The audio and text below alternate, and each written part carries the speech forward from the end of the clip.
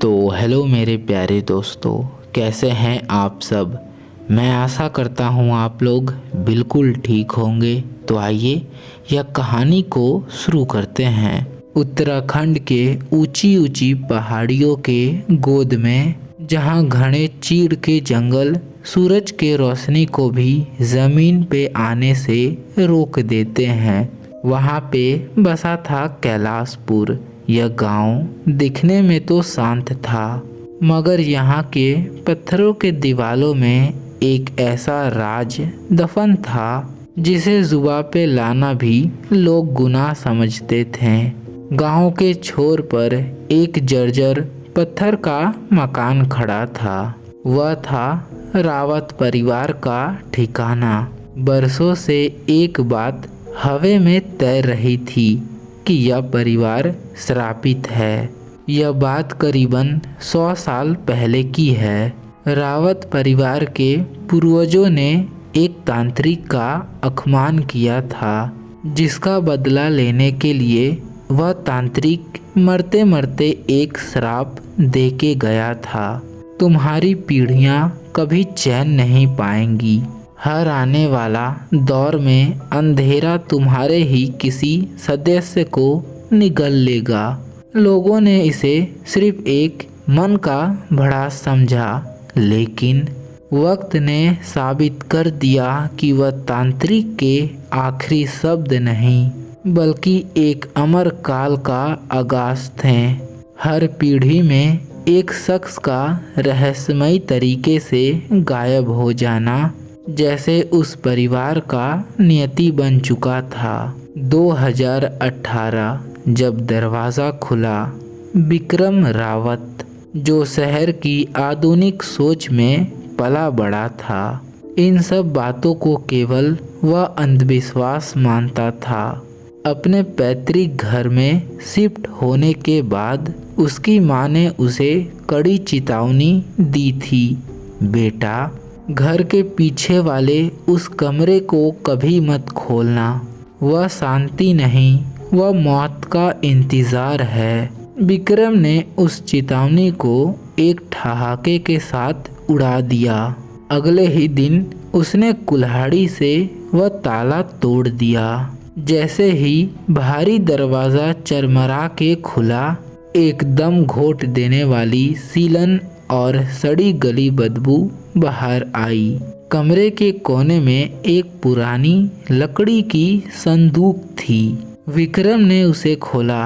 उसमें कुछ फटी पुरानी कपड़े और कुछ धुंधली तस्वीरें और एक काला वस्त्र था, जिस पे खून जैसे लाल रंग से अजीबोगरीब आकृतियां बनी थी। उसी रात कैलाशपुर के वह घर में मौत ने दस्तक दी। रात के 2 बजे विक्रम की नींद एक अजीब सी आवाज के साथ खुली। टक टक टक, किसी के भारी जूतों की चलने की आवाज। गलियारे में जब जाके देखा तो वहाँ पे कोई नहीं था, लेकिन फर्श पे गीले पैरों के ताज़ा निशान थे, जो सीधे उसी कमरे की ओर जा रहे थे। उसके बाद घर का हर कोना किसी अनहोनी का गवाह बनने लगा। उसकी बेटी खिड़की के बाहर किसी अनजान अंकल को देख के चिल्लाती, तो पत्नी पूजा वाले रूम में एक जले हुए साये को अपने पास खड़ा पाती। एक काली अमावस की रात जब बिजली कड़की और पूरे घर की रोशनी चली गई, तो ऊपर के मंजिल से जैसे कोई दौड़ रहा हो। धड़ाम धड़ाम विक्रम टॉर्च लेके ऊपर भागा, लेकिन ऊपर पहुंचते ही टॉर्च थरथराने लगी और बुझ गई। तभी उसके कान के पास एक ठंडी और सड़ी हुई आवाज़ गूंजी, तुमने मुझे जगा दिया। नीचे भागते ही विक्रम की नज़र उस दीवार पे पड़ी, जहां दीवालों के प्लास्टर से रिश्ते हुए खून से लिखा था, श्राप पूरा होगा।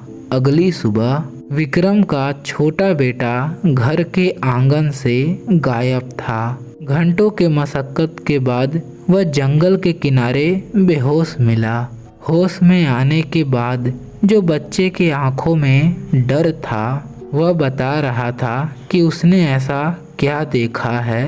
एक साया जिसने उसे मौत के अंधेरे में न्योता दिया था, अंत जो अंत नहीं है। गांव के तांत्रिक आकर बहुत पूजा पाठ किया, पुरानी तस्वीर और संदूक को नदी में बहवा दिया।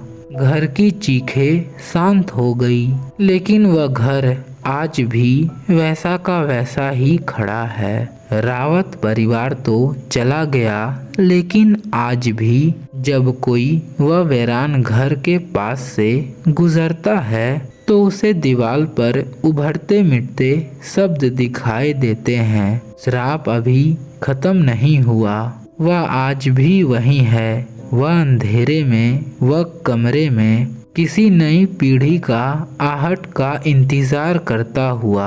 शायद अगला शिकार कोई और हो। आपको क्या लगता है? आप लोग अपनी राय कमेंट बॉक्स में बताएं। तो यह कहानी अब यहीं पे समाप्त होती है।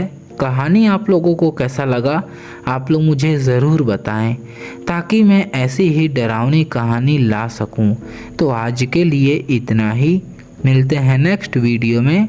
Bye bye.